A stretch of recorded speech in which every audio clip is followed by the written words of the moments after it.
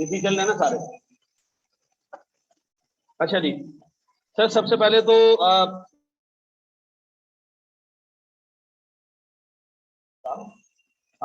ये लगातार दूसरा ऐसा अटेम्प्ट है कि जिसमें FAR1 का रिजल्ट पूरी लॉट में सबसे वर्स्ट है। ठीक है, सबसे बुरा रिजल्ट है। और इसका मेन रीजन लास्ट अटेम्प्ट में भी जब रिजल्ट इसका बुरा आया था तो ICAP के तमाम जो स्टेक होल्डर्स हैं, जो इंस्टीट्यूट ओनर्स हैं, सारे उनको ICAP बुलाता है और ब्रीफ करता है कि जी क्या रीजन थे फेलियर के। तो लास्ट अटेम्प्ट में जब फेलियर के रीजन सामने आया तो मेरे लिए बड़ा शॉकिंग हिसाब किताब ये था कि जो फर्स्ट अटेम्प्टर्स थे लास्ट टाइम की बात कर रहा हूँ, उनमें से 92% बच्चा फेल हुआ था। तो 8% बच्चा ऐसा था जिसने फर्स्ट अटेम्प्ट पेपर दिया था, वो पास किया। ठीक है जी। तो जब रीजन पूछा गया तो उन्होंने कहा जी मेजॉरिटी बच्चा ऐसा है इस 92% में जो फेल हुआ है, मेजॉरिटी ऐसा है जिसका फेलियर 25 मार्क्स से कम हुआ, यानी उन्होंने जो मार्क्स लिए वो 25 से कम। इतना बुरा फेलियर। अच्छा, इसका रीजन क्या था? इसका रीजन ये था कि जैसे वो फार्मी अंडे होते हैं ना, उनसे जो चूजे निकलते हैं वो खड़े भी नहीं हो पाते हैं, 2-2.5 महीने बाद जो है ना वो फारिग हो जाते हैं। ऐसे ही हुआ था, FE उठा के उन्होंने बगैर अकाउंटिंग पढ़े बच्चे ऊपर FAR1 में डाल दिए। ठीक है, उन्होंने इंट्रो पढ़ी नहीं थी, बेचारे इंजीनियरिंग के थे, कोई मेडिकल बैकग्राउंड का था, इवन कोई कॉमर्स का भी होगा तो भी FAR1 एक बड़ा जेन है भाई, उसको काबू करना आसान नहीं है। ठीक है जी। तो हुआ ये उससे कि बच्चे ने अकाउंटिंग नहीं पढ़ी, अब यही उसकी अकाउंटिंग भी बन रही है, बेस बन रही है, और वो एक पेपर दे रहा है जिसका नाम है फाइनेंशियल अकाउंटिंग एंड रिपोर्टिंग। पहले रिपोर्टिंग हम पढ़ते थे फाइनल में जाके, तो ये फाइनल में रिपोर्टिंग पढ़ाया जाता था। अकाउंटिंग के पेपर होते थे कैफ में, रिपोर्टिंग का पेपर होता था फाइनल में। रिपोर्टिंग का मतलब आपको स्टैंडर्ड्स पढ़ने पड़ते थे। ठीक है ना, उन्होंने अब रिपोर्टिंग नीचे डाल दी और आपका पहला एक्सपीरियंस अकाउंटिंग का, आपके पास कुछ गिने चुने 5 महीने होते हैं क्योंकि क्लासेस स्टार्ट होती हैं। 5 महीनों में आपको अकाउंटिंग भी सीखनी है, पढ़नी भी है, रिपोर्टिंग भी पढ़नी है। तो 92% failure was a justified thing. इस अटेम्प्ट में उन्हीं बच्चों ने दोबारा पेपर दिए जो फेल हुए थे, और कुछ ऐसे भी बच्चे हैं जो जिनकी पहली अटेम्प्ट थी PRC से अकाउंटिंग पढ़कर आ रहे हैं। तो दोबारा वही हिसाब किताब, जो वो रिपीटर्स थे वो दोबारा फेल हुए, मेजॉरिटी तादाद में फेल हुए। तो मतलब इन बच्चों को 2 मिनट जरा रुक के सोचना है कि यार कहाँ हमसे गलती हो रही है। क्योंकि मसला ये कि जिसके पास आवाज़ स्लो आ रही है तो ये स्पीकर होगा, उसके पास थोड़ा सा वहाँ से आवाज़ तेज कर देंगे। मेरे पास आवाज़ की क्वालिटी 98-99% कर लेंगे। ठीक है। अच्छा बेटा, मेरी एक रिक्वेस्ट ये रहेगी कि ये जब घर में बैठ के पढ़ो ना, तो ये 5 रुपए में 17 घंटे वाला इंटरनेट नहीं यूज किया करो। ठीक है, थोड़ा सा रीजनेबल खर्चा करो, 400-500 रुपए से केबल वेबल लग जाएगी। ठीक है जी। या अच्छा सा जो है वो PGCL का या स्टॉम फाइबर वगैरह का इंटरनेट ले लो। आप लोग इतनी तादाद में आते हो, मुझे तो ये हैरत है, मैं तो कभी जिंदगी में फिजिकल क्लास लेने नहीं गया। ये मेरा अपना परसेप्शन है, ऐसे नहीं दिखूंगा। ठीक है ना, मेरी मर्जी है भाई, मैं कायल नहीं हूँ फिजिकल क्लास लेने का। और मैं ये समझता हूँ कि आपकी ट्रैवलिंग कॉस्ट, आपका आने जाने का खर्चा, आपके आने जाने का टाइम, वो ख्वारी, और उसके बाद फिर घर पहुंचने के बाद थकावट, और फिर पूरा दिन का वेस्ट होना, तो ये सारी चीज़ें। और फिर क्लास के अंदर जो है वो आप जब पढ़ रहे होते हो तो लेक्चर के दौरान आप क्लास में टीचर सवाल देता है, फिर उस करने का टाइम देता है, और फिर उसमें से एक बच्चे जल्दी कर लेता है, बहुत स्लो करता है, क्लास में टीचर तो रुका होता है सबके लिए। तो इवेंचुअली 1.5 घंटे की क्लास में कोई 1 घंटा 10 मिनट, 1 घंटा 5 मिनट ही पढ़ पाते हैं। ठीक है।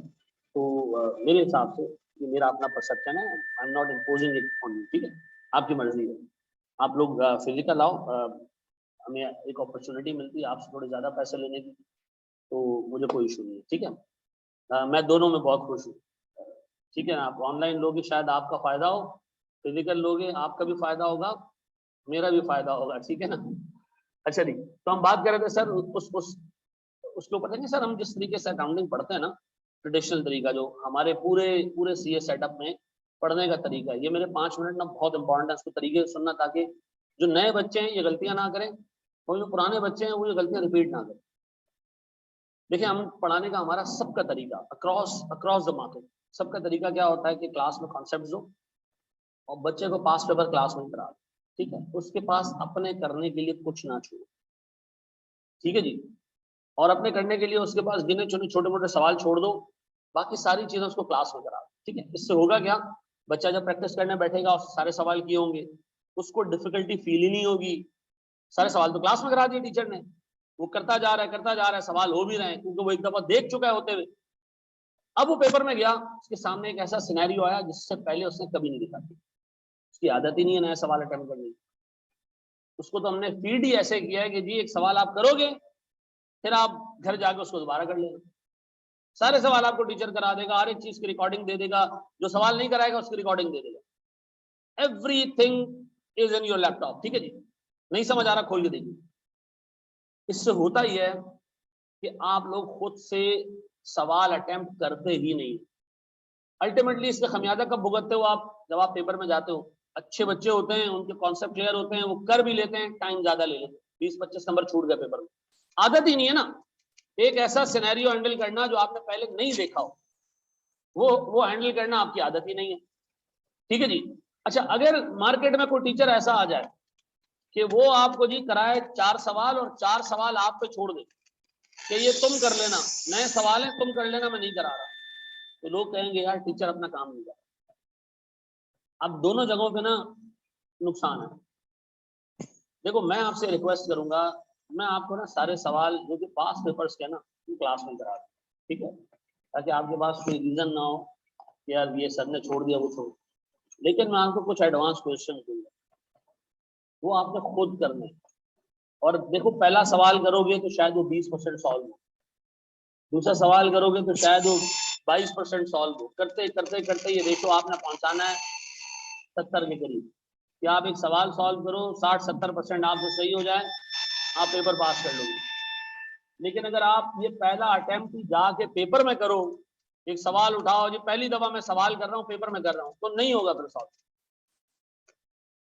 फिर पहला फेलियर जब आता है ना सीए में, ये जो पीआरसी करके बैठे हो या एफसी करके बैठे हो, ये सीए नहीं है, पहले बता दो, वो चार्टर्ड अकाउंटेंसी नहीं।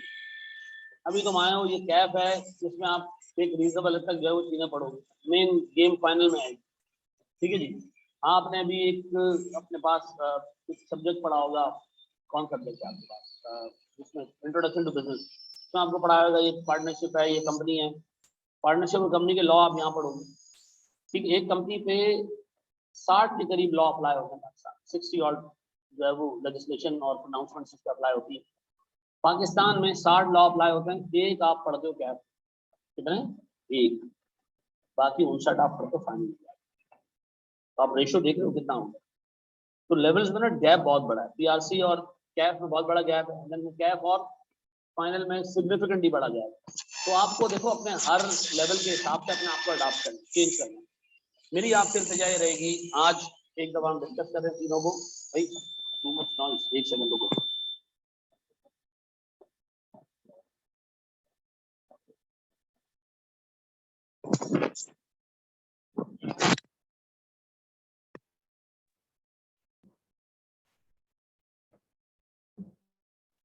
अब साफ आ रही है आवाज?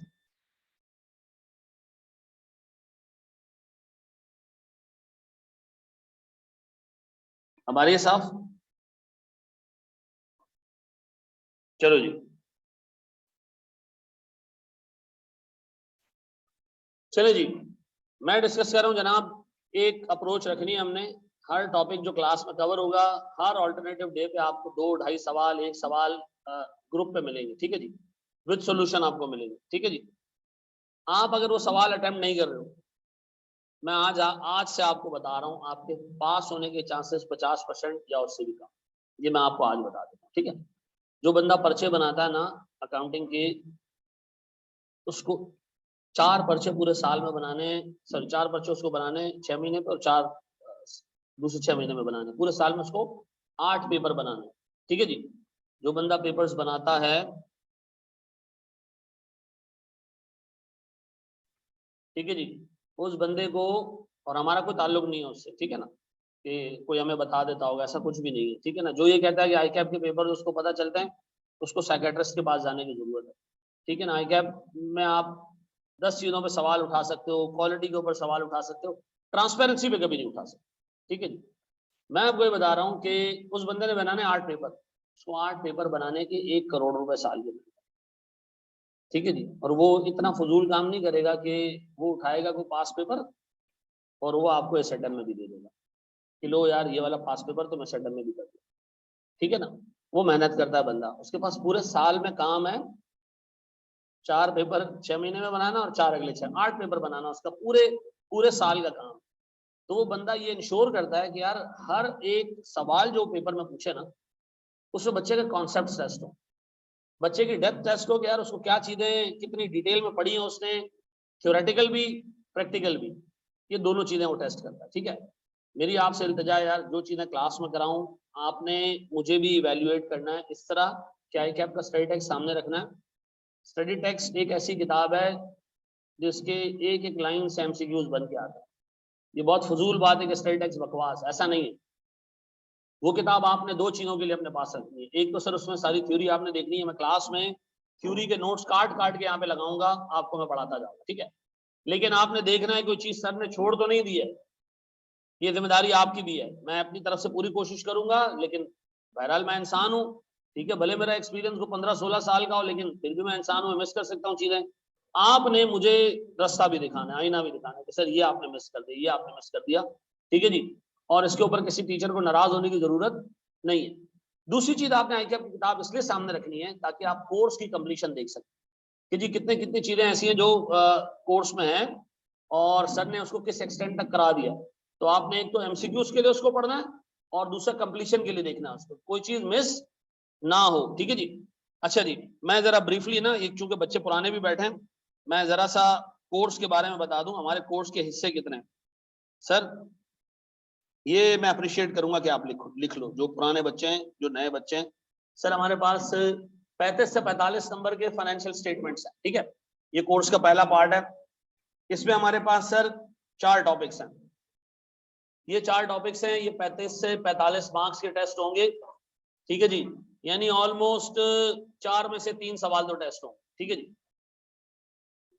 और कभी कभी मीटर घुमा होता है एग्जामिनर का, तो चारों टेस्ट कर लेता है, ठीक है जी।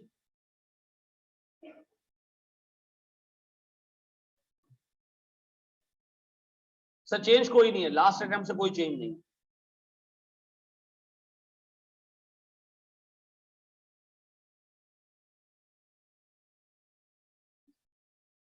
अच्छा ये 2 टॉपिक हम मिला के पढ़ेंगे तो आप ये कह लें कि सेफली एक ही टॉपिक है, ठीक है। ये दोनों टॉपिक हम मिला के पढ़ेंगे और हम ये पहला टॉपिक आज यही पढ़ेंगे, ठीक है।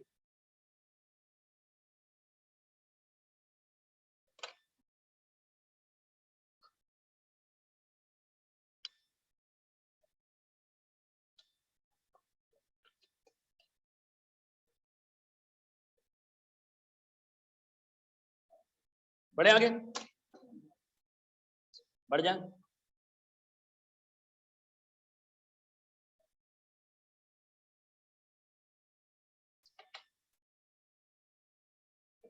इनमें से किसी एक टॉपिक को भी हल्का रखना is effectively losing 15 marks right from the start, ठीक है। अभी से आपको मैं बता दूं 15 मार्क्स गया, ठीक है।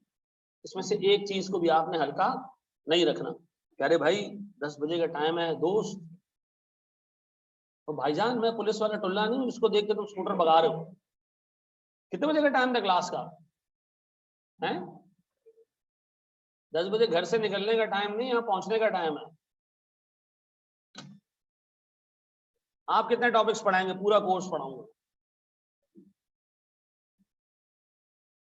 चलो जी।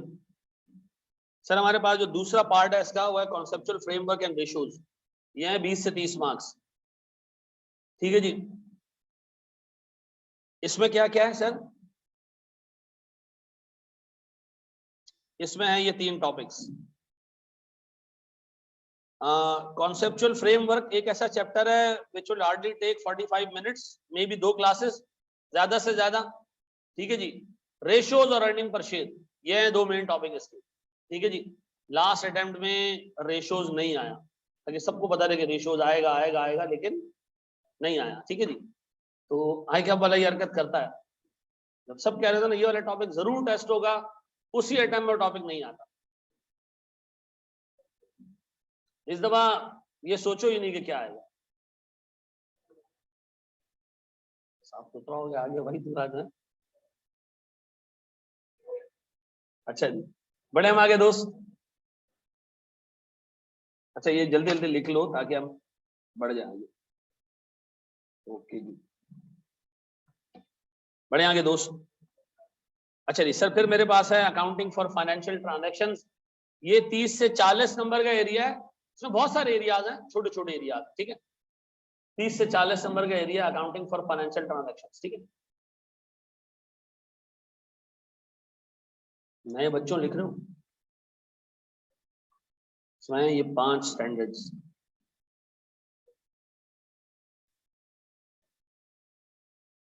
और ये सारे स्टैंडर्ड्स 8-8 नंबर के टेस्ट होते हैं, सिवाय ऊपर वाले के प्रॉपर्टी प्लांट एंड इक्विपमेंट के।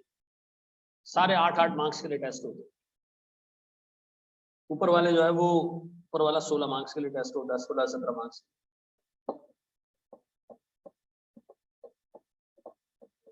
हमने अभी तक कुछ नहीं पढ़ा, अभी हम पढ़ने जा रहे हैं। बढ़े आगे, कर लो कॉपी, कर लो इसको आराम से कॉपी कर लो। यार आप में से कोई बच्चा भी ऐसा है जो एसी से अभी भी इंपोर्ट होके आ रहा है, एसी से आ रहा हो, जिसने अकाउंटिंग नहीं पढ़ी हो, बेसिक अकाउंटिंग भी नहीं पढ़ी, ऐसा कोई? आप पहली फुर्सत में जब ये क्लास खत्म हो तो कुछ हमारे इंट्रो का एक वो छोटा सा सेटअप है, तकरीबन 20-22 लेक्चर्स का, वो आप लेंगे, वो आप पढ़ेंगे और साथ साथ ये क्लासेस लेते रहे, ठीक है। लेकिन आपको मैं बता दूं कि थोड़ा सा आपको स्ट्रगल होगा, फील करना पड़ा आपको, मुश्किल। लास्ट अटेम्प्ट में पेपर देकर आ रहे हो तो खत्म होगी ना बात, फिर तो यार मतलब फिर तो सब आ गया। अभी अभी क्लास ज्वाइन की, आपने क्या क्या पढ़ा दिया? मैंने कुछ नहीं पढ़ाया अभी तक, हमने सिर्फ बातें की। अभी पढ़ाने जा रहा हूँ। अच्छा जी चलो, अब आ जाओ मेरे बच्चों। मैंने आपको टॉपिक्स टोटल बता दिए, 5 ये, 3 ये, 8 और इफेक्टिवली 3.5, 11 टॉपिक्स हैं। 11 टॉपिक्स हैं। सबसे छोटा कोर्स पूरे सीए का, सबसे बुरा रिजल्ट, ठीक है जी। सबसे छोटा कोर्स, इवन इससे ज्यादा आपके इंट्रो का कोर्स होगा, ये मैं आपको बता रहा हूँ। इंट्रो का कोर्स शायद इससे ज्यादा बड़ा है, लेकिन सबसे बुरा और पैथेटिक रिजल्ट, उसका रीजन क्या है वो भी आप देख लोगे, ठीक है जी। अभी इवन जो पुराने बच्चे भी बैठे हैं ना, आप वो स्टैंडर्ड हम शुरू करने वाले हैं, जो गंदे स्टैंडर्ड। तैयार हो? अच्छा जी, आ जाए जरा, बिस्मिल्लाह पढ़ते हैं हम जनाब। हम शुरू करते हैं अपना पहला चैप्टर। अच्छा देखो, हमने शुरू में ना कुछ चैप्टर्स कवर किए हुए, ये आपको कवर कराए जाएंगे बाद में, ठीक है जी। जो नए बच्चे बैठे हैं, रिफ्रेशर वाले बैठे हैं, ये आपको बाद में कवर कराए जाएंगे, ठीक है। पहले अब से जो है वो हम शुरू करेंगे, तो आगे के सारे टॉपिक्स आप साथ चलाओगे, और जब इनको हम खत्म करेंगे, इनको हम तकरीबन कोई 1.25-2 महीने पहले खत्म कर देंगे, जो हमारा रेगुलर बैच चल रहा है। तो फिर आपको आखिर में जो है 4 टॉपिक्स कवर कराए, ठीक है। आपका कोर्स खत्म होगा पेपर से कोई 1 महीना 25 दिन पहले।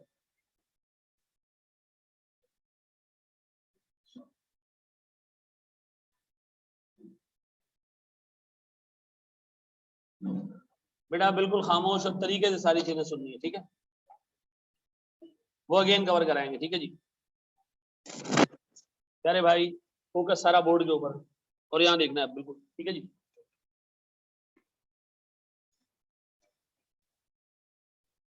आवाज आ रही है मेरी? अच्छा मुझे एक बात बताओ सर, एक बिजनेस शुरू होता है, उस बिजनेस में मालिक अपने घर से पैसे लाता है, ठीक है जी।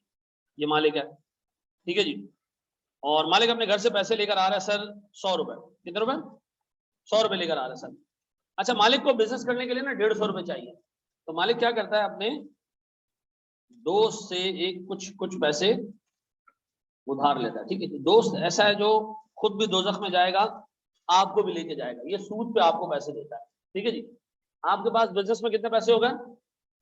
150 रुपए हो गए। गौर से देखना मेरे बच्चों, इस 150 रुपए को यूटिलाइज करते हुए आपने 20 रुपए का प्रॉफिट बनाया। कितने का प्रॉफिट बनाया? इस 150 रुपए के आपने भी टमाटर खरीद लिए हो, बेचे हो, कितने कमा लिए आपने? 20 रुपए कमा लिए। अब बताओ मेरे बिजनेस में टोटल एसेट्स, टोटल सामान कितने का पड़ा हुआ? 170 रुपए का पड़ा हुआ। कितने का?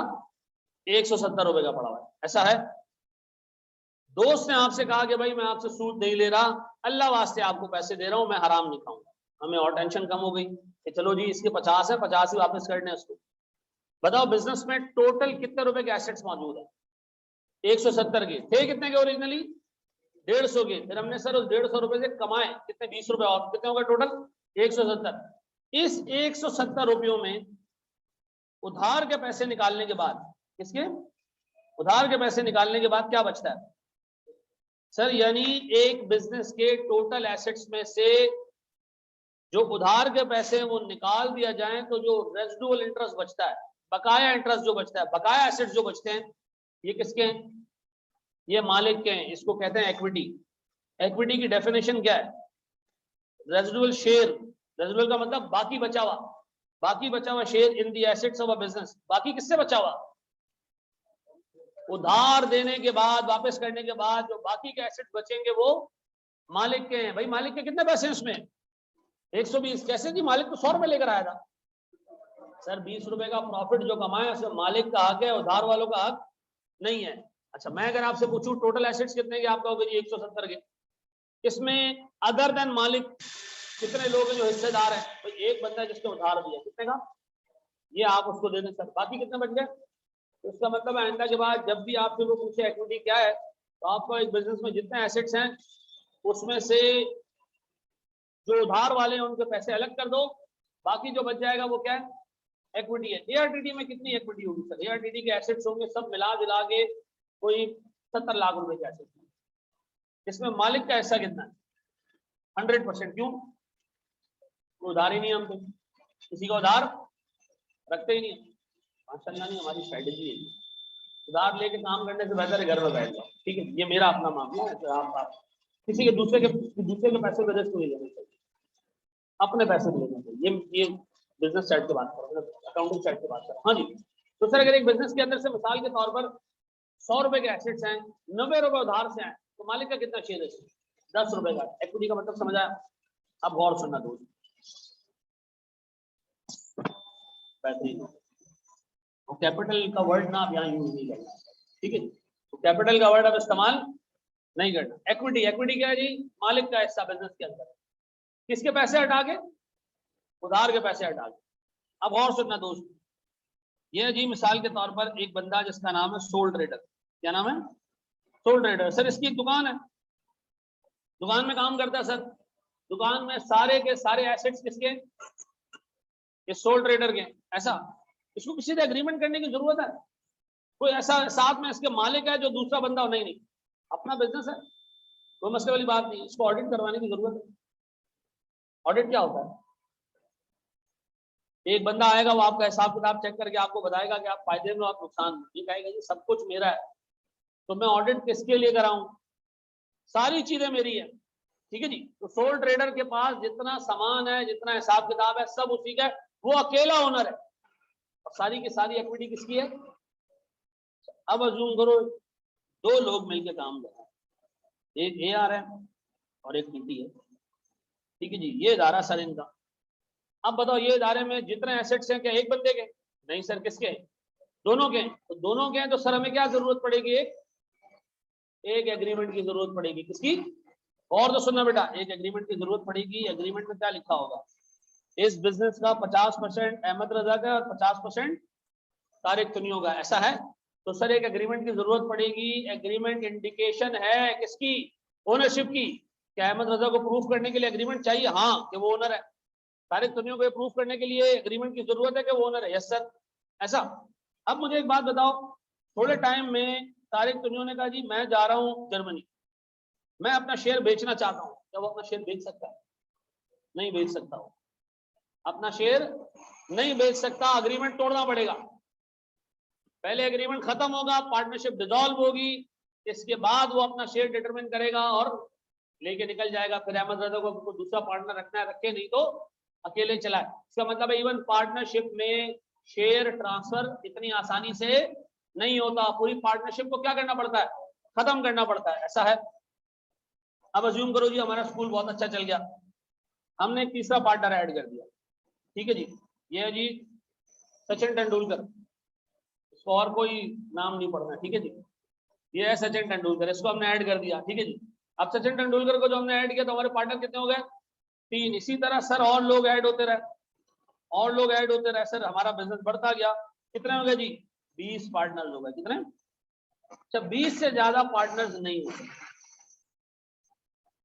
20 से ज्यादा पार्टनर नहीं हो सकते। 20 बंदे सर, यहाँ नहीं देखना है, यहाँ देखना।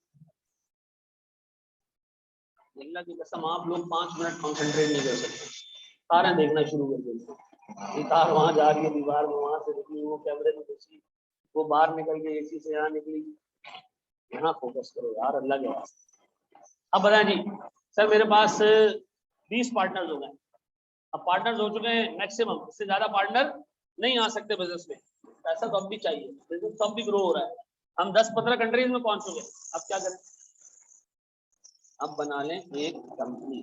और जो सुनना, जब कंपनी बनती है ना तो 20 मालिकों को जानना तो आसान है, एक बंदा 20 लोगों को जान सकता है, लेकिन कंपनी में आमतौर पे अनलिमिटेड ओनर्स होते हैं। अब उसको कैसे पहचानेगा भाई? मैं कैसे पहचानूंगा ये भी ओनर है, ये भी ओनर है, ये भी ओनर है, कैसे पहचानूंगा? सर हम करेंगे, ये एग्रीमेंट खत्म कर देते हैं, जो मालिक है उसको एक डॉक्यूमेंट पकड़ा देते हैं, एक कागज का टुकड़ा पकड़ा देते हैं कि जी ये मालिक है, उस पर क्या लिखा होगा? इसके पास शेयर्स मौजूद है। ये जो कागज का टुकड़ा ये क्या है? शेयर्स है। ऐसा तो हमने क्या किया, बिजनेस को 50 हिस्सों में तोड़ दिया सर, 50 शेयर इशू कर दिए। कितने? एक बंदे के पास एक शेयर मौजूद है। कितने मालिक है इसके? 50 मालिक है। मिसाल के तौर 50 पे चले गए, 50 मालिक है, शेयर्स कितने हैं? 50, हर एक के पास एक एक शेयर है। क्या ये बंदा दूसरे को शेयर बेच सकता है? जिसके बाद अब शेयर होगा वो मालिक होगा। ऐसा, इसका मतलब है सर शेयर क्या हो सकते हैं? ट्रेड हो सकते हैं। शेयर्स क्या हो सकते हैं? ट्रांसफर हो सकते हैं। ऐसा, जब शेयर्स ट्रांसफर हो सकते हैं तो हमें एक मार्केट चाहिए होगी जहाँ ये ट्रांसफर हो सके, बिक सके, कोई खरीदने वाला हो, कोई बेचने वाला हो। तो हमने क्या खोल दिया सर? स्टॉक मार्केट खोल दिया। यहाँ लोग आके क्या करते हैं? शेयर्स खरीदते और बेचने की। बात समझ आ रही है? अब मुझे एक बात बताओ, हम अब जो चीज पढ़ने जाएंगे ना, वो हम किसी इंडिविजुअल बिजनेस को नहीं देखेंगे, किसी पार्टनरशिप को नहीं देखेंगे, बल्कि किसको देखेंगे? आप बताओ शेयर्स क्या है? सर शेयर्स हमारे पास एक आइडेंटिफिकेशन ऑफ ओनरशिप है कि जी मैं इस बिजनेस का ओनर हूँ। सर एक एक बंदे के पास 500 शेयर्स हैं, oil and gas development corporation limited एक कंपनी है, उसके कितने शेयर्स हैं? क्या वो मालिक है? हाँ सर मालिक है। उसी कंपनी के 2 लाख शेयर्स एक बंदे के पास है, क्या वो भी मालिक है? सर तो फर्क क्या है? छोटा मालिक कौन सा, बड़ा मालिक कौन सा? Number of shares. जिसके पास जितने ज्यादा शेयर्स वो उतना बड़ा मालिक, जिसके पास कम शेयर्स। क्या एक बंदा अपने शेयर दूसरे को बेच सकता है? कहाँ बेचेगा? स्टॉक मार्केट में। ऐसा है। अब बताओ जी, कंपनी को मजीद 50 के बाद 20 लोग और ऐड कर दे, क्या कंपनी ऐड कर सकती है 20 लोग? हाँ सर, कंपनी अब अनलिमिटेड नंबर ऐड कर सकती है। ऐसा। अब बताओ और तो सुनना, यहाँ 50 लोग हैं जिनके पास क्या मौजूद है? शेयर्स मौजूद है। ये बंदा है सर, इसका नाम है अब्दुल कुद्दूस। इसको शेयर्स चाहिए, कहां से लेगा? अगर ये स्टॉक मार्केट से लेना चाहे स्टॉक मार्केट से ले ले, अदरवाइज ये कंपनी के पास भी आके कह सकता है कि मुझे क्या करो, नए शेयर इशू करो। क्या करो? ऐसा है। ये बात समझ आती है? मुझे बताओ जरा, शेयर्स का आइडिया हुआ? शेयर्स होते क्या? ये पूरा सिनेरियो मैंने किसके लिए जनरेट किया कि आपको पता चल जाए शेयर्स। मुझे पता है पार्टनरशिप में शेयर्स होते हैं? नहीं सर, पार्टनरशिप में क्या है? एक ही एग्रीमेंट है सर, 20 लोग हैं, सब एक दूसरे को जानते हैं। ठीक है जी। अब एक बात बताओ सर, लीगली बात कर रहा हूँ। कल एक बंदा पहुंचता है पीएसओ के हेड ऑफिस। पीएसओ का हेड ऑफिस देखा किसी? आई कैप जाते हुए नहीं देगा, मनुष्य की बड़ी शीशे की बिल्डिंग है, उस पर लिखा हुआ पीएसओ। क्या डर लगता है रास्ते में? आई कैप जाते हुए पीएसओ कौन देखेगा? एक दफा हम आई कैप पेपर देने जा रहे थे, सारे 3-4 लड़के सुबह, बीएम का पेपर था, सीए फाइनल का पेपर था बीएम का। पीएसओ के पास पहुंचे, वहां स्ट्रेट फायरिंग हो रही है। हमारी हालत खराब। ये भी जो है वो 2-2 मोटरसाइकिलों में थे, कोई इधर गली में घुस गया, कोई उधर घुस गया जी। आधे मुसल्ले होंगे। तो फायरिंग शुरू हो गई वहां पे। वहां कराची कोर कमांडर आया हुआ था उससे, और उस कोर कमांडर पे हो रही थी फायरिंग। तो अल्लाह ने उसको भी बचा लिया। हम चुपते चुपाते आई कैप पहुंचे तो 35 मिनट ऊपर हो गए थे। आई कैप ने पेपर देने नहीं दिया, शोर डाल के फायरिंग के बीच में सहन गया, जिंदगी खराब कर दें अपनी।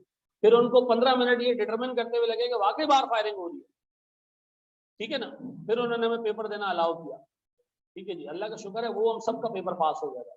2.25 घंटे में हमने इतना कर दिया कि निकल गया। उसके आगे वाले फेल हो गए जिसमें पूरे 3 घंटे मिले थे, ठीक है ना, लेकिन वो पास हो गया। अब बताएं सर, मैं शेयर्स लिमिटेड हो, अनलिमिटेड हो, ओनर अनलिमिटेड, शेयर्स लिमिटेड है तो ओनर्स अनलिमिटेड कैसे हो सकते हैं? यार एक बात बताओ, कि कंपनी पे आपने कैद लगा दिया कि कंपनी नंबर ऑफ ओनर्स नहीं बढ़ा सकती? नहीं, कंपनी ने जितने ओनर्स बढ़ाने बढ़ाए। कंपनी ने कल जमीन खरीदनी है, जमीन खरीदी, पैसे नहीं दिए उसको, शेयर्स दे दिए। ठीक है जी, कोई और प्रॉपर्टी खरीदी, पैसे नहीं थे, क्या दे दिए? शेयर्स दे दिए। तो कंपनी के ऊपर कोई कैद नहीं है नंबर ऑफ शेयर्स, जिसको चाहे शेयर इशू कर सकती है। आगे हम देखेंगे कि लीगली कुछ जगहों पे कैद है। अच्छा, मैं बात कर रहा हूँ पीएसओ के हेड ऑफिस। पीएसओ के हेड ऑफिस पे सुबह सुबह मिसाल के तौर पर अहमद पहुंच गया जी, और पीएसओ के दरवाजे पीट रहे हैं, बाहर निकलो भाई, मुझे अकाउंट्स देखने, मुझे बताओ क्या कमा रहे हो क्या नहीं कमा रहे हो, मालिक हूं मैं। उन्होंने कहा भाई कैसे मालिक हो, क्या सबूत है तुम्हारे पास, क्या दिखाएगा? Very good sir. अच्छा, और कुछ नहीं कहा तुम लोगों ने? ये वहां क्या दिखाएगा? शेयर सर्टिफिकेट दिखाएगा, भाई मैं मालिक हूं। और लीगली ये बंदा इंटाइटल्ड है कि ये जाके अंदर क्या देख सके, बुक्स ऑफ अकाउंट देख सके, ये लीगली इंटाइटल्ड, ऐसा कुछ जाता नहीं है वैसे। ठीक है जी। अब मुझे एक बात बताएं सर, एक बंदे के पास 2 लाख शेयर हैं, क्या वो 2 लाख शेयर लेके घूमता फिरता होगा? है, पेटी में पड़े होंगे, पता चले डाकू शेयर्स लेके रात? नहीं सर, अब शेयर्स इलेक्ट्रॉनिक फॉर्म में मौजूद है। इसमें इलेक्ट्रॉनिक फॉर्म में सर कैसे मौजूद है? जैसे आपके पास बैंक बैलेंस है, पैसे आपने बैंक में रखवाए हैं, शेयर्स रखवाए जाते हैं सेंट्रल डिपॉजिटरी में। इसमें सेंट्रल डिपॉजिटरी एक कंपनी है, सामने आपने रोड पे देखा होगा, उसका नाम है सीडीसी, सेंट्रल डिपॉजिटरी कंपनी। सारे लोगों के शेयर इसके पास पड़े हुए, और इन्होंने एक अकाउंट मोबाइल में सबको दिया हुआ है। अब बताओ, अगर एक बंदे को शेयर बेचने हैं तो क्या करेगा? घर से पेटी में लेके आएगा शेयर? नहीं सर, क्या करेगा? ट्रांसफर कर देगा सर ऑनलाइन, सीधा सीधा। ये बात समझ आती है सर? अब पूरा हिसाब किताब बैठ गया जहन में कि शेयर्स क्या है। अब आगे बढ़े हम दोस्त, किसी ने कॉपी करनी है चीजें तो लिख लीजिए जी। पोर्टल पे क्लासेस क्यों नहीं आ रही है? ये उसको दिखा दें, मैनेजमेंट से बात करने की क्या मसला है? बढ़े हम आगे दोस्त, बढ़ जाए आगे। अच्छा, मैं जरा एक बच्चे से जैसे पूछता हूँ ये जवाब दे वो, इससे मैं इस बच्चे से पूछ रहा हूँ। जी जी, मुझे एक बात बताएं सर, क्या किसी कंपनी में जाके उस कंपनी के फाइनेंशियल स्टेटमेंट देखना ये एक शेयर होल्डर का राइट है या नहीं है? तो क्या करेगा, क्या दिखाएगा जाके कि मैं फाइनेंशियल स्टेटमेंट देखना चाह रहा हूँ? आपने शेयर दिखाएगा या बताएगा जी मैं शेयर होल्डर हूँ, आप चेक कर लो, यही मेरा नाम है, यही मेरा एनआईसी है, सीडीसी अकाउंट खोलो जरा चेक कर लो मैं शेयर होल्डर हूँ या नहीं हूँ? ऐसा शेयर्स कहाँ से मिलते हैं सर? एक बंदे ने शेयर्स खरीदने कहाँ से खरीद सकता है? या तो स्टॉक मार्केट जाए, किसी के पास ऑलरेडी इशूड शेयर्स हैं वो ले ले, और या कंपनी से ले ले। ऐसा अच्छा, ऐसा तो नहीं है कि एक सेकंड हैंड शेयर्स होते हैं और एक फ्रेश शेयर्स होते हैं, इनमें फर्क है? ऐसा कुछ नहीं है भाई, शेयर सारे एक ही जैसे हैं। आप लॉ पढ़ोगे ना, वहां एक चीज लिखी होगी, ऑल शेयर्स आर पारी पासू। ये पता नहीं कौन सी जुबान है, इसका उर्दू जुबान में मतलब है सब एक जैसे हैं। पारी पासू का क्या मतलब है? सारे शेयर्स के इक्वल राइट्स हैं। ठीक है जी, ऐसा नहीं कि जो शेयर फटा हुआ है उस पर डिविडेंड कम मिलेगा, जो थोड़ा कड़ा गया उस पर डिविडेंड ज्यादा, ऐसा कुछ नहीं। ठीक है जी, क्योंकि अब शेयर्स हैं किस फॉर्म में? इलेक्ट्रॉनिक फॉर्म में। अब आओ जरा मेरे बच्चों, प्लीज बोर्ड पे लिखिएगा दोस्त, सारी चीजें छोड़ो, बोर्ड पे लिखो। 2 मिनट जरा अच्छे से एक चीज नोट करना, मैं बिल्कुल बेसिक से चीज लेके चल रहा हूँ। मुझे एक चीज ये बताओ प्यारे बच्चों, एक कंपनी है, उसने शेयर इशू किए, पहली दफा कंपनी फॉर्म हुई, उसने अपने शेयर होल्डर्स को शेयर इशू किए। शेयर होल्डर से लेंगे क्या? पैसे लेंगे हम, ऐसा? शेयर होल्डर से हम क्या लेंगे? पैसे लेंगे। हम कवर कर रहे हैं आइए set and statement of changes. ठीक है जी, हमने उससे पैसे लेने, तो हमने क्या किया सर? पैसा लिया, कैश डेबिट, हमने 10,000 शेयर इशू किए। कितने? और एक शेयर की पार वैल्यू, ये क्या होती है? फेस वैल्यू होती क्या है?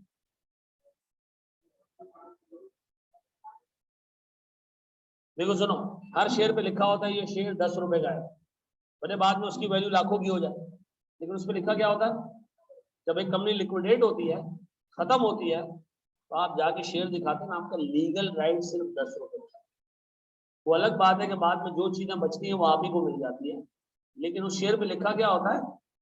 पार वैल्यू का मतलब है इन केस ऑफ लिक्विडेशन, जब कंपनी खत्म हो रही होगी, you are legally entitled to get 10 rupees. ये क्या है हमारे पास? Par value. क्या ये? अब बताओ, हमने 10,000 शेयर्स लोगों को इशू किया, आप सबको मैंने शेयर इशू किए, 200 शेयर इशू कर दिए, ठीक है जी, 10,000 हो गए, और आप सबसे क्या क्या ले लिया?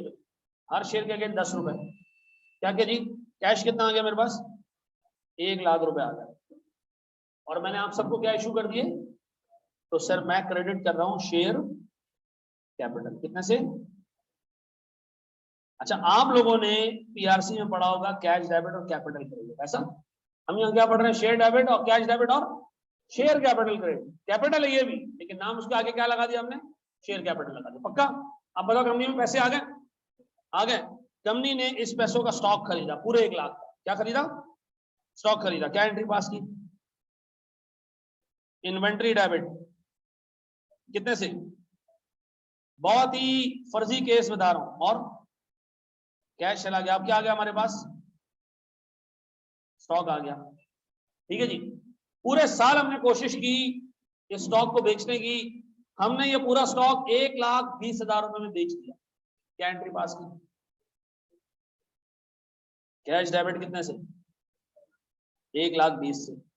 और सेल्स क्रेडिट कितने से? आई होप ये एंट्रीज आप सबको बचपन में पढ़ाई गई है एंट्रो में, ऐसा? अब बताओ, अगली एंट्री भी इसके साथ पास होती है, वो क्या है? Cost of goods sold debit कितने से? 1 लाख से। और 1 लाख से, ऐसा? ये हमारा परपेचुअल सिस्टम है, ऐसा? अब बताएं सर, 1 लाख रुपए आवाम से लिए, क्या खरीदा कंपनी ने? उसमें इन्वेंट्री खरीदी, बेच दी, कितने में? 1,20,000 रुपए में, ऐसा? अब बताओ, हम कंपनी को कह रहे हैं अपना प्रॉफिट एंड लॉस अकाउंट बनाओ। कंपनी ने कहा जी मैंने सेल्स की है, कितने की?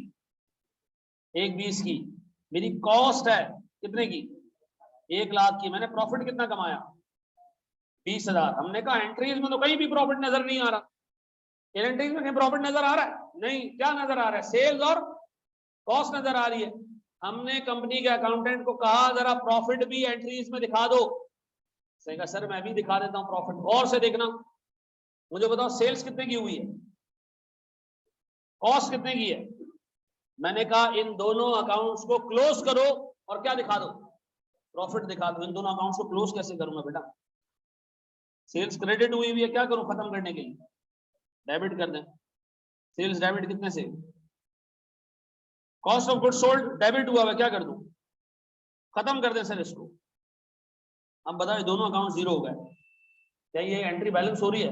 नहीं। मैं एंट्री में क्या दिखाऊंगा? प्रॉफिट। कितने का? अब बताओ सर, मेरा सेल्स खत्म, कॉस्ट ऑफ सेल्स खत्म, क्या बच गया? प्रॉफिट। प्रॉफिट किस में पड़ा हुआ है?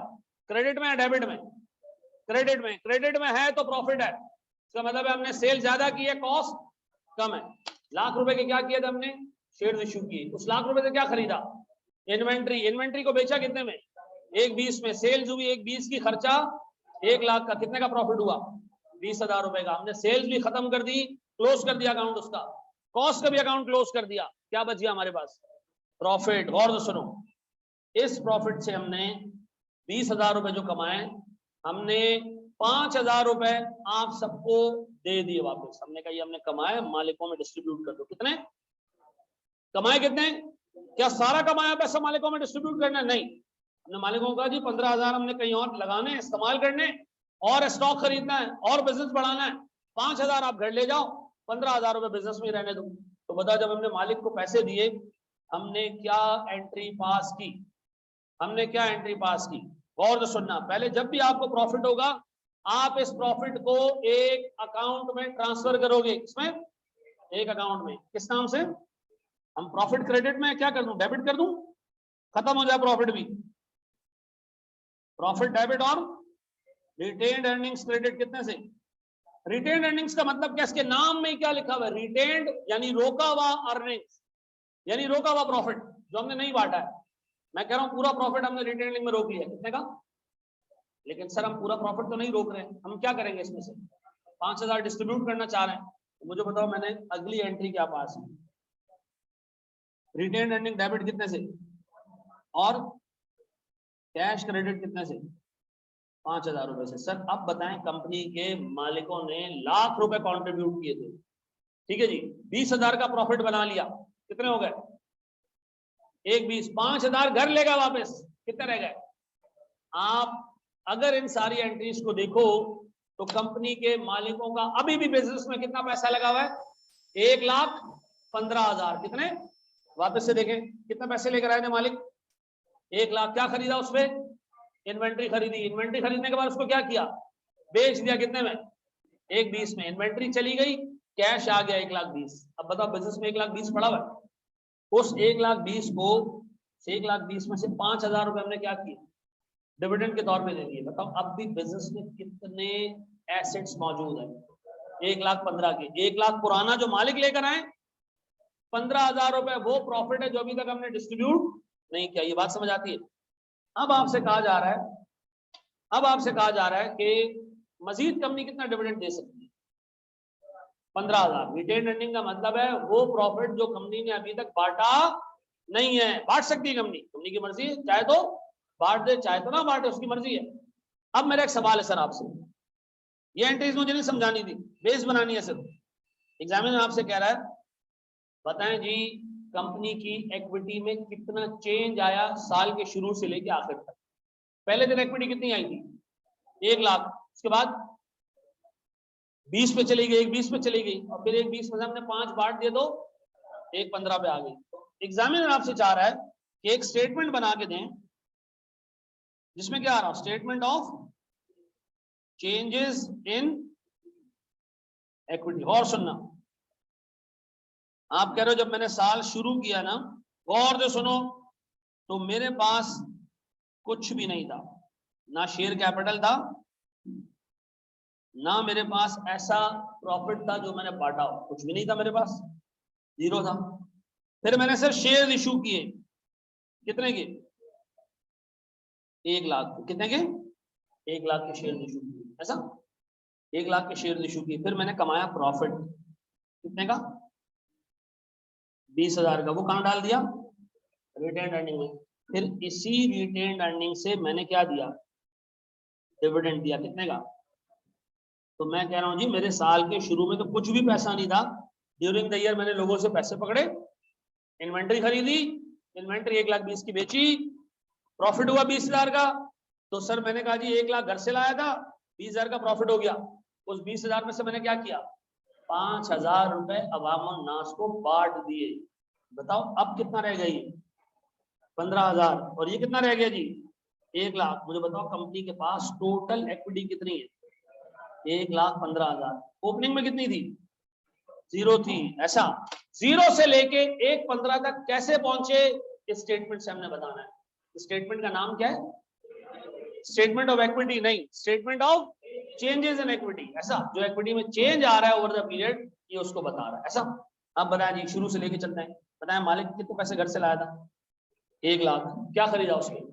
इन्वेंट्री खरीदी। इन्वेंट्री खरीदने के बाद क्या किया?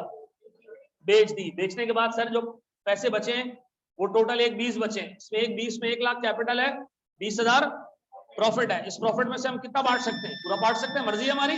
हमने कितना बांटा? 5,000। जब 5,000 हमने बांटा तो सर हमारे पास रह कितने गए? सर 15,000 रह गए। तो सर क्या मैं कह सकता हूँ 1,00,000 शुरू में लेकर आया था, 20,000 बनाए कमाए और 5,000 उसमें से बांट दिए, तो कितने रह गए?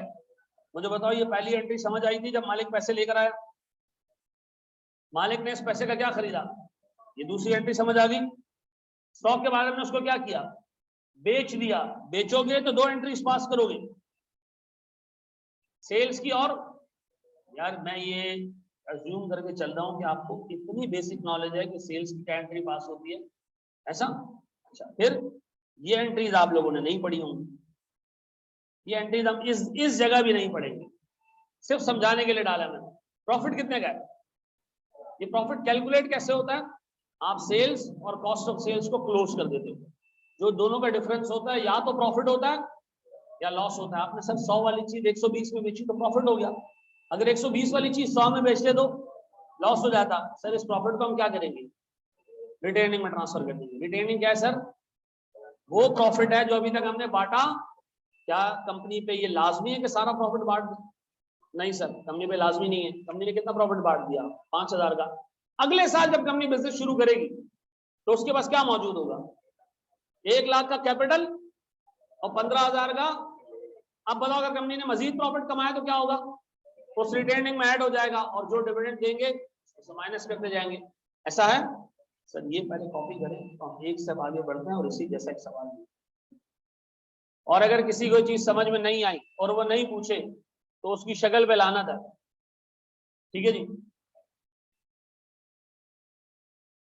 देखो, कॉस्ट ऑफ गुड्स सोल्ड और सेल्स को हम statement of changes in equity में नहीं लेके जाते, हम पहले उसको लेके जाते हैं पीएनएल में, और पीएनएल में जो नेट प्रॉफिट बच जाता है वो statement of changes in equity में लेकर आते हैं। ठीक है। अच्छा भैया, आप लोगों के कोर्स में ना टैक्स नहीं है, तो एग्जाम में जो प्रॉफिट होगा वो प्रॉफिट भी है, वो टैक्स भी है। सिर्फ कैश फ्लो के टॉपिक में तुमसे टैक्स वगैरह का पूछा जाएगा, अदरवाइज नहीं। ठीक है जी। इस टॉपिक का नाम भी बता दें, इस टॉपिक का नाम इतना बड़ा ऊपर लिखा है, accounting policies, changes in accounting estimates and errors. ये समझ ही नहीं आएगा अभी, थोड़ा आगे जाओगे तो समझ आ जाएगा। ठीक है, बढ़े हम आगे।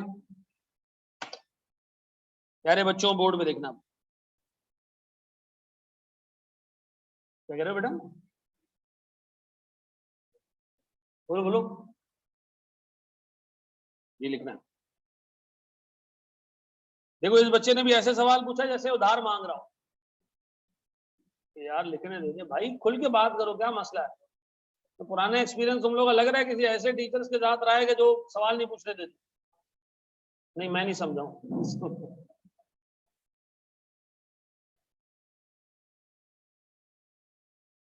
यार ये फी वी के मैटर जो है ना, वो मैनेजमेंट से पूछा करो। क्लास में आप पूछ रहे हो आपकी फी कितनी है, तो गलत बात हो जाएगी।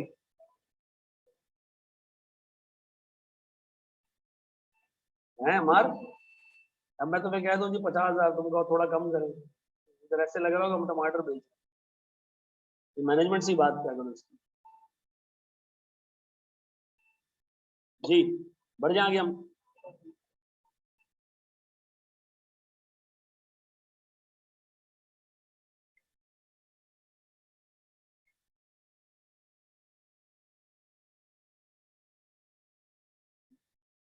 अब ये सवाल आपको मैं करने के लिए दे रहा हूं, गौर से देखिएगा दोस्त। सुनो, सवाल आप लोगों ने खुद करना है, इसकी जर्नल एंट्रीज पास करनी है और मुझे इसका स्टेटमेंट बना के देना। ठीक है जी। सुनो जरा, सवाल की पहली लाइन में बहुत इंपॉर्टेंट वर्ड लिखा है, generalized the following entries in the books of Aamir limited for first year of operation. क्या मतलब? इसमें ओपनिंग कुछ नहीं है, जीरो। ठीक है जी। कंपनी ने सबसे पहले क्या किया? 90,000 शेयर इश्यू किए। कितने वाले? 10 वाले सर, 10 रुपए वाले शेयर इश्यू किए। कब स्टार्ट हो गई है? जैसे साल शुरू हुआ है ना, शेयर इश्यू कर दिए। फिर पूरे साल में प्रॉफिट कमाया कितने का? 3 लाख का प्रॉफिट कमाया, ऐसा। फिर इस कंपनी ने कैश डिविडेंड दिया, ये तो परसेंटेज में लिखा हुआ है 10%। किसका 10%? याद रखना, ये डिविडेंड की परसेंटेजेस हमेशा शेयर कैपिटल पे अप्लाई होती हैं। किस पे अप्लाई होती हैं? अब बताओ, शेयर कैपिटल कैसे पता चलेगा? कंपनी ने 90,000 शेयर इशू किए हैं, कितने वाले? 10 वाले सर। तो कंपनी का शेयर कैपिटल कितना है टोटल? 9 लाख। 9 लाख का 10% 90,000 बनता है। हमने क्या दिया? कैश डिविडेंड दिया। अब गौर से सुनना, सवाल सॉल्व करने से पहले फिर आपने खुद सॉल्व करना। देखो, सवाल सॉल्व करना है, भले इसमें 5 एंट्री तो आप 1 एंट्री सही करो, मसला नहीं है, गलत करो सॉल्व, लेकिन सवाल आप खुद सॉल्व करोगे। मैं सवाल आपके सॉल्व करने के बाद आपको करा, ठीक है? मैं डायरेक्ट सवाल नहीं कराऊंगा, अदरवाइज फिर आपको कोई जनी ग्रोथ ही नहीं होगी। सर मुझे एक चीज ये बताएं, एक चीज है डिविडेंड किस फॉर्म में? एक कंपनी ने पूरे साल काम किया, इधर इधर इधर इधर छोड़ दो। एक कंपनी ने पूरा साल काम किया, कुछ पैसे बनाए, आपको कैश की फॉर्म में दे दिए। ये क्या है? Cash dividend. एक कंपनी ने पूरे साल प्रॉफिट बनाया, उसके बाद खुद के पास कैश नहीं है, तो फिर कैसे प्रॉफिट बनाएगा खुद के पास कैश नहीं? हाउ इज इट पॉसिबल कि कंपनी प्रॉफिट बनाए लेकिन उसके पास कैश ना? हैं? चलो मैं एग्जांपल देता हूँ, सर। एक कंपनी ने गुड्स खरीदी ₹1,00,000 की, बेच दी 1,20,000 पे, उधार पे बेच दी, सेल्स हो गई, प्रॉफिट आ गया, पैसे नहीं है। तो क्या मैं शेयर होल्डर को ये कहूँ कि जाओ अब्दुल कुद्दूस से तुम ले लो, उससे मुझे पैसे देने, डिविडेंड आप जाके वो चाचा से ले लो? नहीं नहीं नहीं नहीं नहीं नहीं, नहीं, ऐसा नहीं हो सकता। जब प्रॉफिट कैश में कन्वर्ट नहीं हुआ तो फिर क्या करेंगे हम? सर फिर आम तौर पे हम कैश डिविडेंड नहीं देते, बल्कि क्या दे देते हैं? बोनस दे देते हैं। बोनस क्या होता है सर? आपने आवाम को कहा, एक बंदा आया, उसने कहा जी कंपनी ने पैसे बनाए, कहाँ हैं जी पैसे? मैंने कहा तुम्हारे पास कितने शेयर हैं? उसने कहा मेरे पास 5 शेयर हैं। मैंने कहा एक और ले लो। उसने कहा इस एक का क्या करूंगा? मैंने कहा जहां ये 5 बेचोगे ना, ये एक भी बेच देना, तुम्हें थोड़े से पैसे मिल जाएंगे, फ्री में शेयर दे रहा हूं भाई। फ्री में शेयर देने से होगा क्या सर? इस कंपनी ने डिविडेंड कैश की फॉर्म में नहीं दिया, लेकिन आपको शेयर दे दिया, वो बेच के आप क्या कर सकते हो? पैसे रिकवर कर सकते हो, ऐसा? तो बताएं, कंपनी के पास जब प्रॉफिट ऐसा होता है जो कैश में कन्वर्टेबल होता है, कैश में कन्वर्टेड होता है, तो उसके लिए डिविडेंड देना आसान होता है। जब कैश नहीं है या कैश है लेकिन जरूरत है कैश की, तो फिर हम क्या करते हैं? बोनस शेयर में क्या होता है सर? बोनस के केस में क्या होता है? कंपनी कैश देती है? नहीं नहीं नहीं, क्या देती है? मजीद शेयर दे देती है। क्या दे देती है? मजीद शेयर दे देगी तो कंपनी का शेयर कैपिटल बढ़ जाएगा और कंपनी का रिटेन अर्निंग, क्योंकि कंपनी ने बांट दिया प्रॉफिट, लेकिन किस फॉर्म में बांटा? अब बताओ कंपनी कितने फॉर्म्स में डिविडेंड बांट सकती है? 2 फॉर्म्स में। कौन से 2 फॉर्म्स हैं? कैश में या शेयर्स की फॉर्म में। अगर कैश की फॉर्म में डिविडेंड बांटा तो हम रिटेन अर्निंग को करते हैं डेबिट और कैश क्रेडिट कर देते हैं। लेकिन अगर यही डिविडेंड किस फॉर्म में बांटा? शेयर्स की फॉर्म में, उसको हम क्या कहते हैं? बोनस। बोनस की एंट्री क्या होती है? रिटेन अर्निंग डेबिट और ऐसा। अब मुझे बताओ दोनों में से फायदा किसमें कंपनी का? जी, फायदा किसमें कंपनी का? बोनस में कंपनी की जेब से कोई कैश नहीं जाता, कैश कंपनी के अंदर ही रहता है। तो मुझे एक बात बताएं सर, नंबर ऑफ शेयर बढ़ गया तो कोई मसला नहीं है। कंपनी ने कहा ठीक है, पैसे तो मेरी जेब में ही पड़े ना, पैसे तो मेरी जेब में ही पड़े। याद रखना, बाज़ औक़ात जो रेगुलेटर्स होते हैं, जो पूरे पाकिस्तान को चला रहे हैं, वो घुसते हैं कंपनियों में और कहते हैं मनुष्यों दो कैश डिविडेंड, ये हर बार बोनस दे रहे हो तुम लोग। तो बहुत बाज़ औक़ात लिस्टेड एंटिटीज के ऊपर रेगुलेटर्स जाके दावा बोलते हैं कि क्या कर रहे हो भाई तुम लोग? हर रोज मालिक आता है कि यार मुझे डिविडेंड दे दो, आप उसको मजीद कागज के टुकड़े पकड़ा के भिजवा देते और उसको कहते हो कि जाओ ये बाहर भेज देना। तो तुम लोग खुद क्या कर रहे हो? तो याद रखना सर, बाज़ औक़ात रेगुलेटर आके कैश डिविडेंड निकलवाता है कंपनी से, लेकिन सर ये कंपनी की मर्जी है कि वो कैश डिविडेंड दे या बोनस दे दे। ऐसा कैश डिविडेंड देने में कंपनी की जेब से कैश जाएगा, बोनस में शेयर चले जाएंगे। हम कहेंगे जी आप अज्यूम करो इस कैश की जगह आपने शेयर ले ली, जाओ उसको बेचो, तुम्हें कैश मिल जाएगा। कंपनी का भी फायदा, कोई कैश गया नहीं जेब से, कंपनी आगे इसको बिजनेस में लगा सकती है, ऐसा। उसके बाद आ रहा है सर 10% डिविडेंड, 8% बोनस। बोनस किस पे लगाओगे? परसेंटेज, कैपिटल पे लगाएंगे, ऐसा है। ये बात समझ आई? ऊपर की 3 एंट्रीज कर लोगे? करके दिखाऊंगा इंशाल्लाह। चौथी नहीं करना, चौथी समझाऊंगा। नए शेयर इशू ये बाद में देखेंगे, अभी तो आगे हमने डिटेल में देखना है कि बोनस इशू करने के नुकसान क्या है। अभी तो हमारी जान बच रही है ना, जान छूट रही है अभी।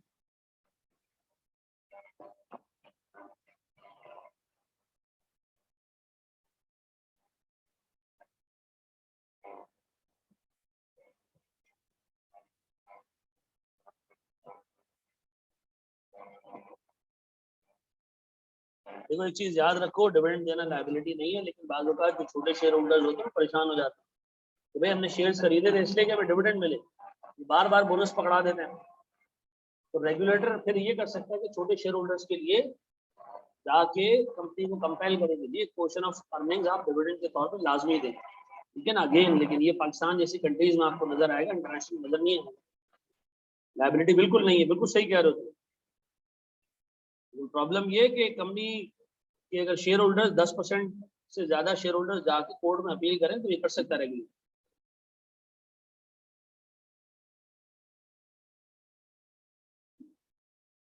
ये हमारे साथ हुआ एक दफा यार, हमारे पास सम टीवी के शेयर्स थे और वो डिविडेंड ही नहीं देते थे, बोनस पे बोनस, बोनस पे बोनस।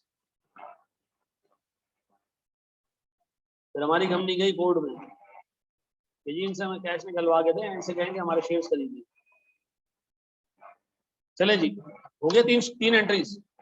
अच्छा चार एंट्रीज तीन, अच्छा 4 है। ये चारों एंट्रीज मैं किसी ना किसी से पूछूंगा।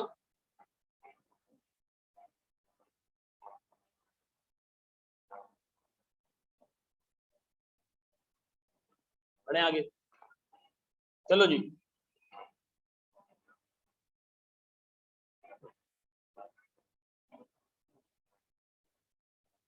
कौन सा टॉपिक चल रहा है, क्या चल रहा है? IS 1 चल रहा है, IS 8 चल रहा है। बिल्कुल नहीं दी भाई, दोबारा बता देता हूँ बेटा सारी। चले जी, हो गया। अच्छा जी, मैं एंट्रीज, अच्छा भाई मेरी एक रिक्वेस्ट है कि इस सवाल में 3-4 एंट्रीज है ना, एक भी सही ना हो, लेकिन आप अपने तौर पे खुद बनाओ ये एंट्रीज। सवाल की जो है ना वो क्या कहते हैं उसको, सारे रिश्तेदार एक कर दो, ठीक है, लेकिन एंट्री जरूर बनाओ, ठीक है जी। पहली एंट्री जी, मालिक ने शेयर्स खरीदे, कंपनी में कैश आया कितने का? 90,000 इंटू कितना, और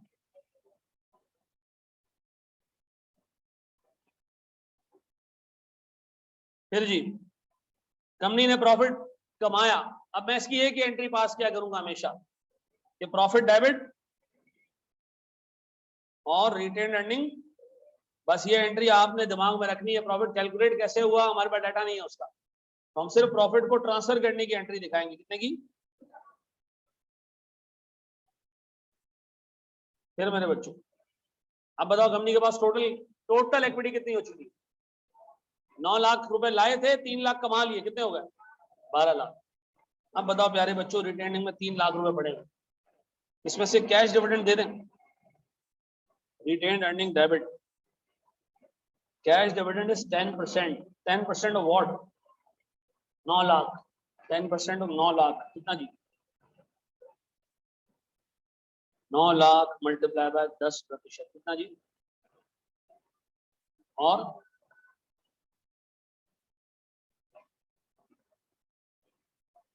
ऐसा है। अब बताओ, इसके बाद हमने एक और काम किया, हमने बोनस दिया कितने का? ये 8% भी किस पे अप्लाई होगा? सर शेयर कैपिटल पे, कितना जी? रिटेन अर्निंग दोबारा डेबिट, निकालो रिटेन अर्निंग से पैसा, कितने? 9 लाख इंटू 8%, कितना जी? और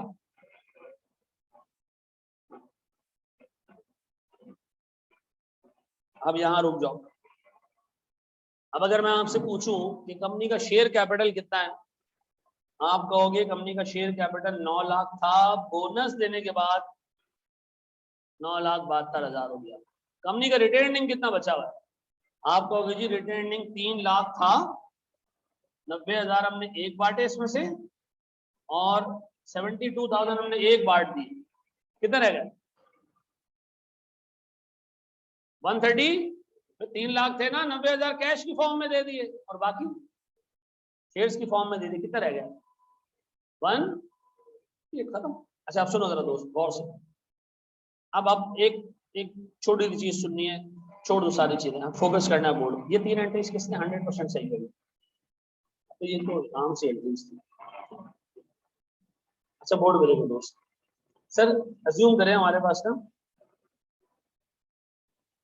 दो दो पार्टनर है, एक है अहमद रजा, एक है तारिक। भैया मैं आपको सच्ची बात बता रहा हूँ, 100 रुपए अहमद रजा लेकर आया, 100 रुपए तारिक तुम लेकर आया, ये कितने हो गए? इन्होंने 200 रुपए से ना ARTD शुरू किया है? नहीं नहीं नहीं, आपको क्या लगता है हमने ARTD कितने कितने लाख से शुरू किया होगा? 30 लाख रुपए मैं लाया था, और कोई 20-22 लाख रुपए जो है वो टोटल गाड़ी समेत तारिक को लाया, इस अमाउंट से हमने शुरू किया, बस। और क्या तुम्हें क्या लगता है बिजनेस में आप लोग का कैपिटल चाहिए? नहीं बिल्कुल नहीं, आपको बस स्किल्स चाहिए होगी, कैपिटल इंटेंसिव नहीं है।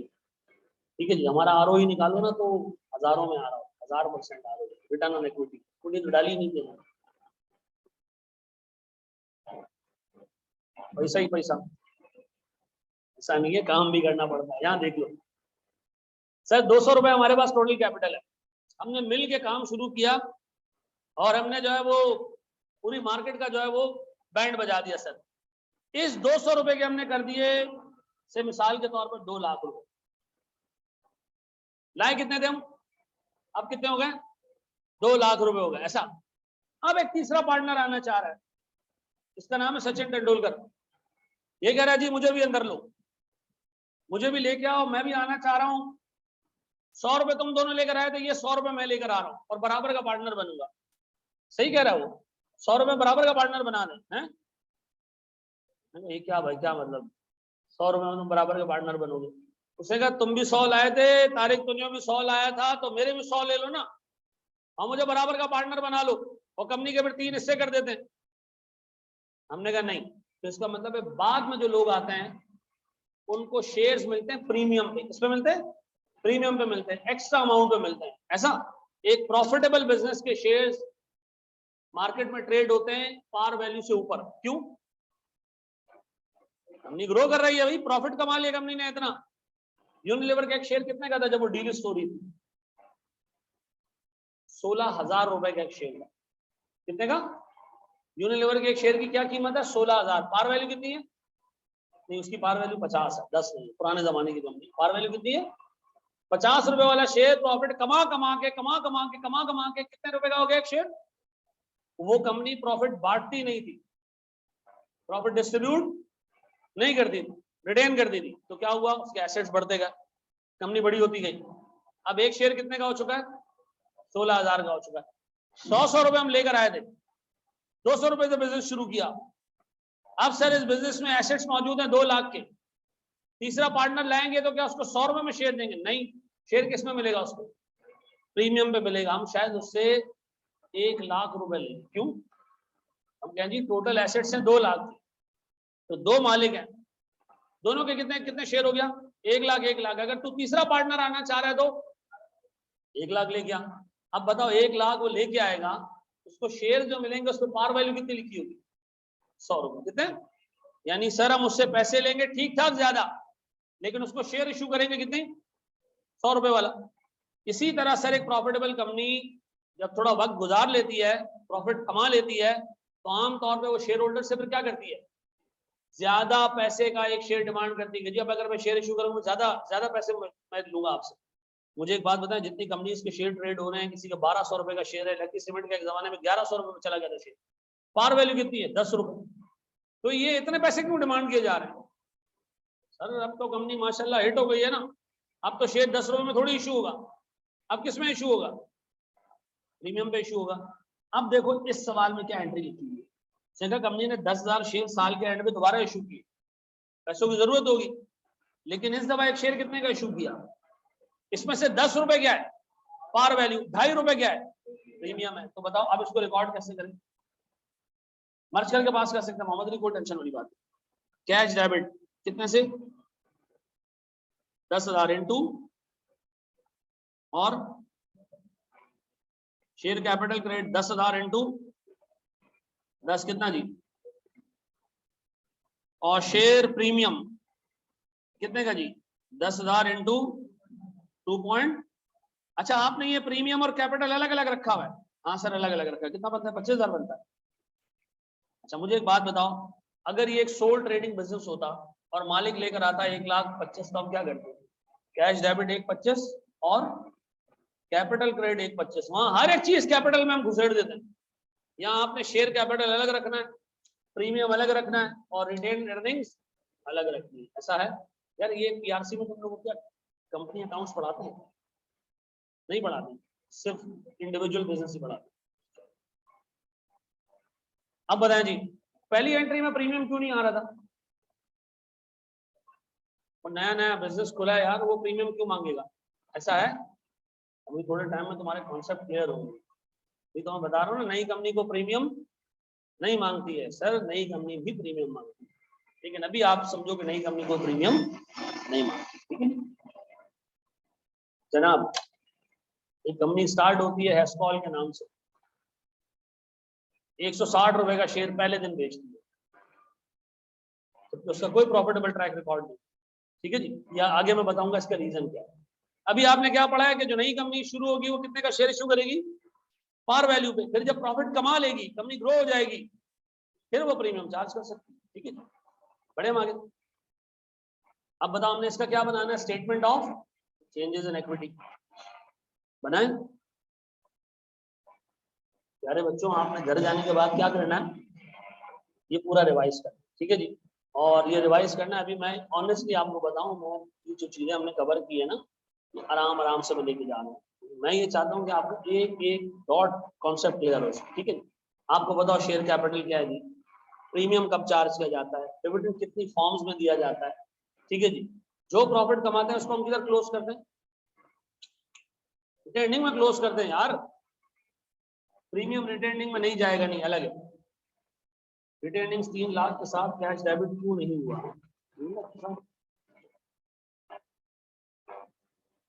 अच्छा, एक चीज याद रखना, रिटेन अर्निंग प्योर प्रॉफिट होगा जो आपने कमाया है। बिजनेस, दो तरीके से बिजनेस में पैसा आता है, एक मालिक लेकर आ जाए खुद, या प्रॉफिट कमा ले। जो प्रॉफिट कमाओगे वो कहां जाएगा, और जो मालिक पैसे लेकर आएगा वो शेयर कैपिटल में भी जा सकता है, प्रीमियम में भी जा सकता है।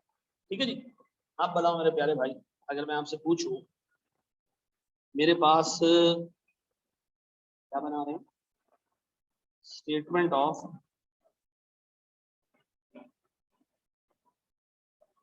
Changes in equity. Sir statement of change in equity में मेरे प्यारे बच्चों, मेरे पास शेयर कैपिटल भी है इस दफा रिटेन अर्निंग भी है, और एक और भी हेड है, कौन सा बताओ मेरे पास। ओपनिंग बैलेंस कितना था, कुछ नहीं कुछ नहीं कुछ नहीं। ऐसा आपने साल के पहले दिन क्या किए, शेयर इश्यू के, कितने, 9 लाख रुपयों के। तो क्या किया हमने सर,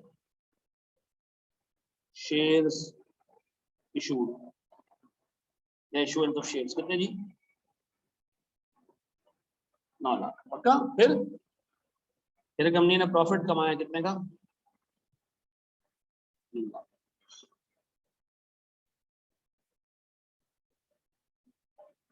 फिर कंपनी ने इसी 3 लाख के प्रॉफिट में से डिविडेंड दिया, कौन से वाला, कैश वाला, कितने का, 90,000 का।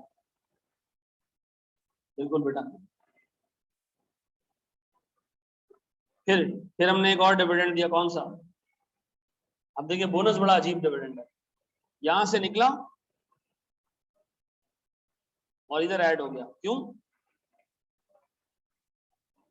शेयर कैपिटल बढ़ गया और रिटेनिंग से कम हो गया, ऐसा। अब इसके अलावा फिर हमने फर्दर शेयर इशू किए साल के एंड पे, कितने के जी, 1 लाख इधर और 25,000 का प्रीमियम, ऐसा। अब बताओ प्यारे बच्चों, हमारे पास बेटा, मैंने आपको मोहम्मद अली पहले भी बोला कि कैश डेबिट ऑलरेडी हो चुका होगा, प्रॉफिट कैलकुलेट हो चुका है ऑलरेडी, मैं उससे सिर्फ बैलेंस बताया, हमने सिर्फ एक एंट्री पास की। ठीक है ना, यहाँ जो आपने पिछला सवाल देखा था ना, उसमें आपने पहले कैश डेबिट किया, सेल्स क्रेडिट की, फिर ये एंट्री पास की, फिर उसको प्रॉफिट में कन्वर्ट किया। जैम में अगर आपको प्रॉफिट देगा तो उसका मतलब है ऑलरेडी वो ये एंट्रीज पास कर चुका था। ठीक है ना, अब आपने सिर्फ उस प्रॉफिट को क्लोज करना है, रिटेन कितना रही, फिर ये और ये, इसका टोटल निकालोगे क्या आ रहा है, 1 2 सर 1.235 मिलियन। अब एक चीज लॉजिकली सुनो, मालिक कितने पैसे लेकर आए, रखो कैलकुलेटर में, 9 लाख, 9 लाख लेकर आए, मालिक और पैसे लेकर आए एंड में 1,25,000 लेकर आया ना, 1,25,000 कितने हो गए, 10,25,000। मालिक ने प्रॉफिट भी कमाया 3 लाख का, वो भी ऐड करो इसमें। अब इसमें से मालिक घर कितने ले गए, 90,000 ले गए घर, 90,000 ले गए घर, कितना बचा, यही है। अब एक बच्चा बोल रहा है मालिक बोनस भी तो घर लेके गया, बोनस लेके गया है, पैसा लेके नहीं गया है। नंबर ऑफ शेयर्स लेके गया, खाली पैसा लेके नहीं गया वो, याद रखना। कैश लेके गया कितना हो, 90,000। तो अब भी को पूछे कि मालिक का कितना हिस्सा है बिजनेस में, हम कहेंगे जी 12,35,000 रुपए, ठीक है जी। उसके पास ज्यादा शेयर्स मौजूद है ऐसा। अब बताएं जी, कंपनी में मालिक ने पैसे इन्वेस्ट किए थे 9 लाख, 3 लाख प्रॉफिट कमाया, उसमें से 90 घर ले गया, बाकी 72,000 वो घर लेके नहीं गया, तो आपने क्या किया? यानी इसकी मिसाल ऐसी है कि आपने उसको कैश दिया 72 का, फिर वापस ले लिया कैश, और उसके बदले क्या दे दिए? बताओ कंपनी ने साल में कितनी दफा शेयर इशू किए? 3 दफा। पहले इशू किए शेयर्स, फिर बोनस इशू किया, और फिर शेयर एंड में भी इशू किया। ऐसा पक्का? चलिए कॉपी कर लो शाबाश।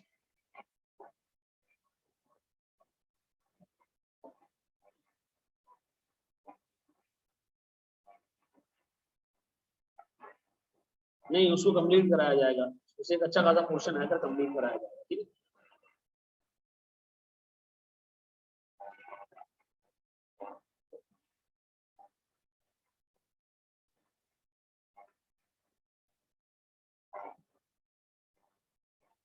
चले जी, बड़े अक्षर आगे।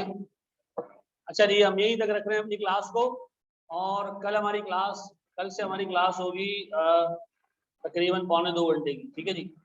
9:30 क्लास स्टार्ट हुआ करेगी और 11:15 बजे खत्म होगी। रोज इसी टाइम पे हमारी क्लास होगी, रोज, ठीक है जी। रोज इसी टाइम पे क्लास होगी, हफ्ते के 6 दिन, ठीक है जी। 9:30 से 11:15, ठीक है जी। कोई टाइम टेबल इधर उधर नहीं होगा। बोनस से शेयर कैपिटल कैसे इंक्रीज हुआ? क्योंकि बोनस में आपको उसने ना कैश दिया, ना पकौड़े दिए, ना जूते दिए, फर्दर शेयर दे दिए। फर्दर शेयर दिए तो आपके क्या हुआ सर? शेयर कैपिटल बढ़ गया, ठीक है जी। थैंक यू वेरी मच जी, ऑफ कर लें आप। बिल्कुल बेटा, कंबाइन चलेगी। टाइम टेबल फिक्स है, 9:15 से 9:30 से 11:15, 11:15 क्या, सॉरी कितने, 9:30 से जो भी है 11:15 जी। अच्छा भाईजान, एक चीज और सुन लो, हैंड्स ऑन कोर्सेज के बारे में भी बच्चों को कंफ्यूजन लगी हुई है। हैंड्स ऑन कोर्सेज आपके हैं 2, और दोनों में आप लोगों के लिए 70 घंटे हैं दोनों, ठीक है जी। तो दोनों में से एक कोर्स इस बैच में ले लेना, एक कोर्स अगले बैच में ले लेना, ठीक है जी। आपके लिए आसानी रह जाएगी। एक कोर्स ऐसा है जिसमें आपको फिजिकल प्रेजेंट रहना जरूरी है, वो है पीपीई का कोर्स, प्रेजेंटेशन का कोर्स। क्योंकि आगे आपको लगता है कि आप इस एक कोर्स में इंशाल्लाह ताला आप पब्लिक स्पीकर बन जाओगे, ठीक है जी। और फिर इसके बाद आपके पास एक सोर्स ऑफ फंडिंग होगी कि आप जाकर स्पीचेस दे सकोगे, इसलिए आपका फिजिकल रहना यहाँ जरूरी है। आप ऑडिट जो है वो ऑनलाइन पढ़ सकते हो, फाइनेंशियल रिपोर्टिंग ऑनलाइन पढ़ सकते हो, आप दुनिया का हर काम ऑनलाइन कर सकते हो, लेकिन प्रेजेंटेशन के लिए आपको टीचर को देखना पड़ेगा और उसके फिजिकल अवतार में देखना पड़ेगा, ठीक है जी।